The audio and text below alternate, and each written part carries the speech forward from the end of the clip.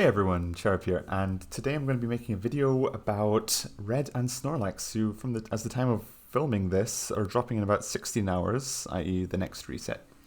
And yeah, so this is a really exciting unit, honestly, and I'm kind of going to be going over about whether or not it's worth spending gems on, or like, actually, to be honest, the question is also, can you even spend gems on this after having, because I think 80% of us will probably have emptied most of our gems on the anniversary units that we just had. But regardless, if you do have gems, this guy is very interesting. He's actually kind of unlike any other support in the game, to be honest, because, and also like got the Red remix going on in the background, which I'm so hyped for this guy. Anyway, Red and Snorlax. Let's get into the meat and potatoes of his kit. At first glance, he honestly doesn't look like a big deal. Well, let's just have a look at his stats and move skills. Alright, like his stats are, he's got good defensive stats. Let's just go to max potential, because why not? Over 800 HP, over 300 in each defense, because you're probably going to X this guy if you get him. Let's be real. Support EX is always fantastic to have. His speed is kind of middling for support, I'd say. It's not bad. Like, it's like twice that of some of the Alola units. And special attack is obviously irrelevant, but yeah, the speed is, it's not the worst, but it's not the best. But I think it's honestly better than what I was expecting from a Snorlax of all things. Attack is decent-ish, but you're not doing damage with this guy anyway. Apart from maybe with your max moves, but we'll get into that later. But overall, he can definitely take a hit with these defenses. Super tanky. Let's get into his kit. He's got Body Slam, Mini Potion All, Rock Smash, and You and Me. Body Slam, nice little 63 base power, which is kind of high for a 2-gauge move, due to the fact that it's normal type, but obviously it's not going to be super effective or anything, but it does have the nice chance of leaving the target paralyzed, which can actually be doubled with this node here, Hostile Environment 1, so a 60% chance to paralyze, so possibly quite nice to pick up to like use when on a team with Pokemon that appreciate the enemy being paralyzed, such as, like, off the top of my head, Sign Suit Cynthia and Kamo. She gets her sync move and normal move boosted by, with paralysis synergy, and has a bit of a tough time activating that herself. Other than that, we have a new healing move here called Mini Potion All, which restores the HP of everyone by 20%, which can again be boosted by this to make it 30%. And this is interesting. It's actually kind of interesting. It's actually kind of, in my opinion, inferior to a normal potion, since generally you're only having one Pokemon get targeted on your team, and you're probably going to be wasting this most of the time when you use it.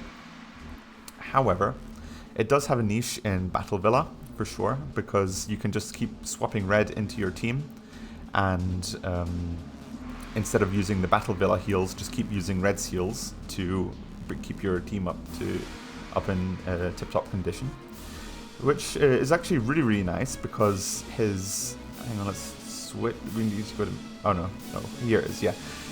This little menu in the Singrid Helper shows us Red's max moves, and his G-max move for Body Slam, which is the normal one, restores 1 MP of the user's moves, so you can just keep, and you'll be able to use this every haul in Battle Villa, and that means that you basically have an infinite supply of mini potions for each stage, so he's an amazing unit for Battle Villa for keeping your team healthy. And while we're talking about Max Knuckle, this is the max move of not Body Slam, Rock Smash, and it raises the attack of all sync pairs by 2 stat ranks, which is, you never want to really be using this, because he has a node on his sync grid, Flag Bearer 3, which has a 40% chance of raising the attack of all allied sync barriers when Snorlax uses the move. So that already basically sees to any attack buffing needs, and it's also only ever going to be impactful for units that already have like X attack, but just need that +2 extra attack boost to reach +6. And yeah, his last move is Rock Smash, which has a 50% chance of lowering the target's defense by 1 stat rank, which with Rock Smash on a roll on his grid is a 100% chance to lower defense, which is quite nice. It really helps units deal just a little bit more damage. And then we'll talk about this in a second. Let's just go over his passives for a moment. Max Regen means that Snorlax is going to be gradually healing every time he uses a max move, which helps make up for the fact that his mini potion doesn't heal all that much for himself, which he's probably going to be the unit tanking. Team Alert Mind 1 raises defense of all allied sync bears by 1 stat rank when the user's HP drops to half or below. This is actually kind of bad. I'm assuming it's going to work like Berserk in the main series games, where instead of raising like special attack every time your HP drops to half, it just raises the defense. But it's going to be kind of tough to keep Snorlax like at under half HP and then recovering it and then getting under half HP constantly. Like, you can do that with the mini potions.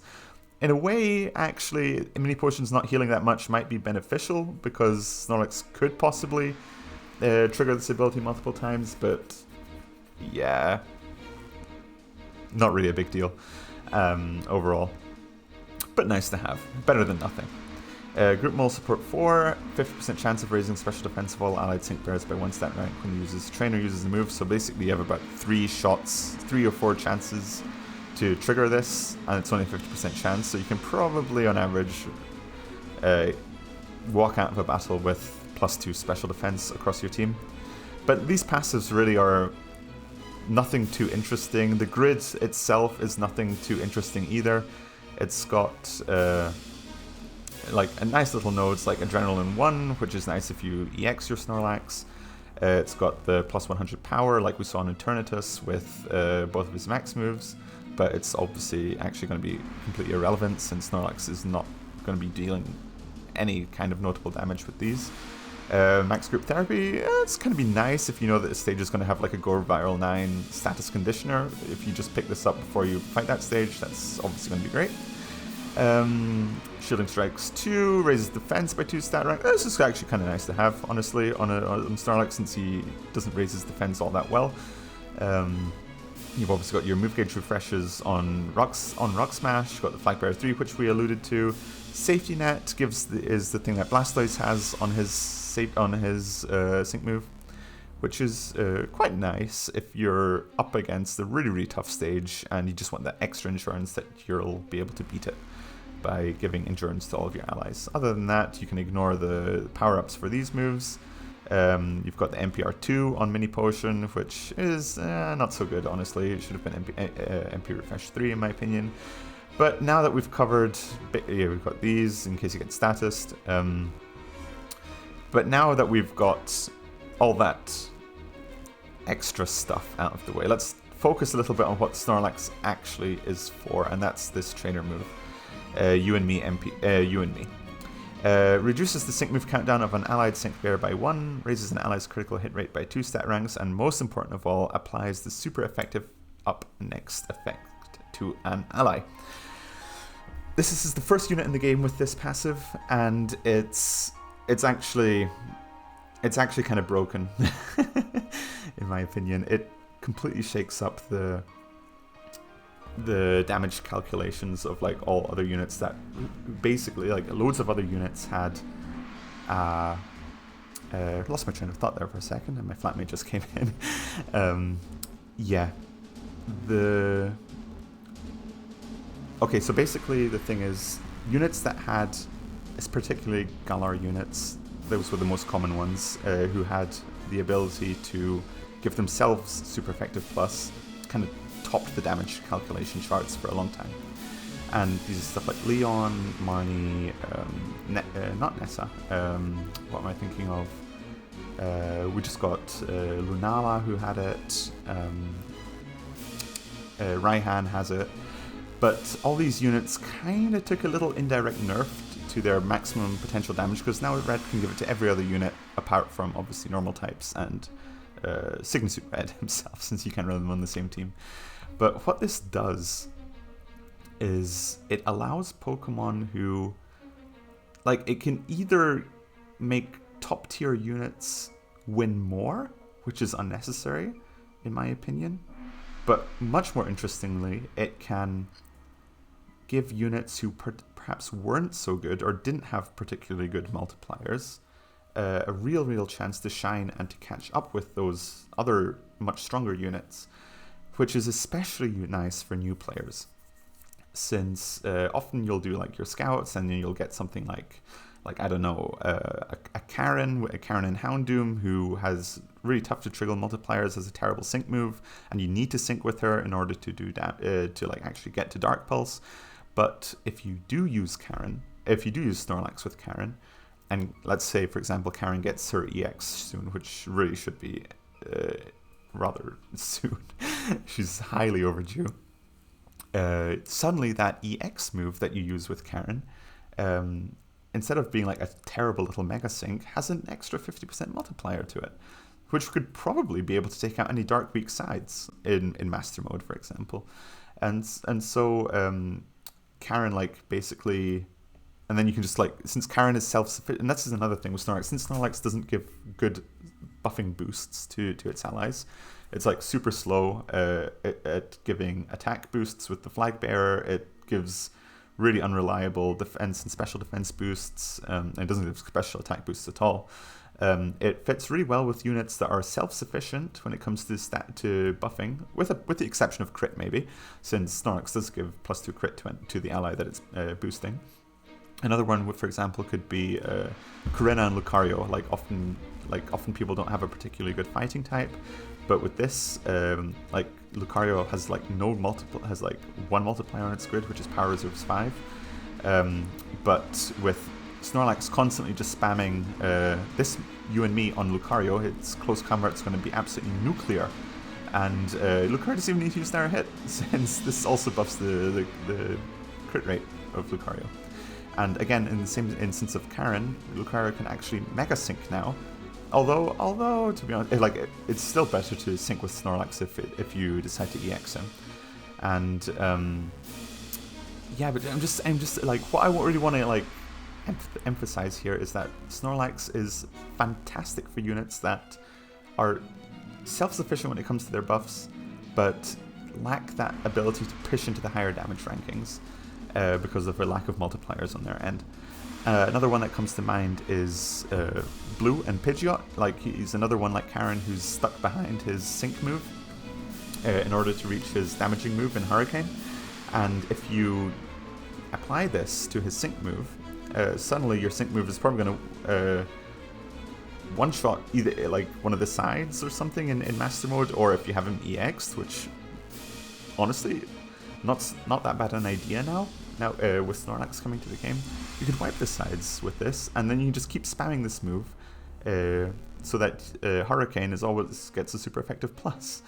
Another option is to use it with Mewtwo and Shadow Ball, and obviously, like, Mewtwo would need another support, like Superior or Alakazam or something to maximize its special attack, but man, this is fantastic at really helping out a bunch of other free-to-play units, and just it's really difficult to place and understand how useful and disappointing Snorlax is at the same time. Like, imagine if this trainer move applied to the entire team. That would probably be too broken, though, to be honest. But the fact that you can refresh, like, you've got two guaranteed chances with it, then you've got the NPR on the grid, then you've got the fact that it refreshes when you use max replenish. You can just keep spamming this on one of your allies. I mean, like, supports obviously want to just spam moves out on their allies anyway. And the fact that it reduces sync move countdown as a spammable trainer move is really, really nice. Like, if you get NPR on this, you're like looking at maybe, instead of like 3 uses of a super effective plus move, you're looking at maybe like 4 or 5 actually. And that's probably the reason why this is only NPR 2 and not NPR 3, but like, holy crap. This unit is so interesting. And the fact, obviously, that it can fit with just like any unit who has previously struggled to like really make a name for itself, to distinguish itself from some of the other harder hitters. It's a support that makes units that are lower tiered, it gives them the same like potential that top tier units have. And just think of like the units, self-sufficient units that this compare with. Like think of Palkia, think of Mewtwo, think of Ho-Oh, think of Dragonite. All these units who don't have... Okay, Ho-Oh has great multipliers, but like it would appreciate another damage buff. But like Dragonite, for example, no multipliers whatsoever, but suddenly 50% multiplier? You kidding me? This is going to be mad. Absolutely mad. And then Dragonite obviously clearly only needs another support to give it special attack, and then you're set. The fact that support EX is obviously great as well, as I mentioned. But yeah, just super interesting unit. But as to whether or not you should summon on it, yeah, the question is, as I said earlier, is more, can you actually afford to summon it? Since we're not, since most of us probably spent our gems on the anniversary units, but we are getting another 9,000 something gems before September ends, and these guys stick around for 1.5 months actually. Like these guys also being Blue and Aerodactyl, who I'll be making a video on tomorrow. But yeah, it's. Since they stick around for 1.5 months, you should be able to get enough gems to probably secure at least one of them. Yeah, just a fantastic, like a really, really, really good unit. Makes so many sub-top tier units hit as hard as the top tiers, and to me that is absolutely invaluable. But it also depends on how you view it.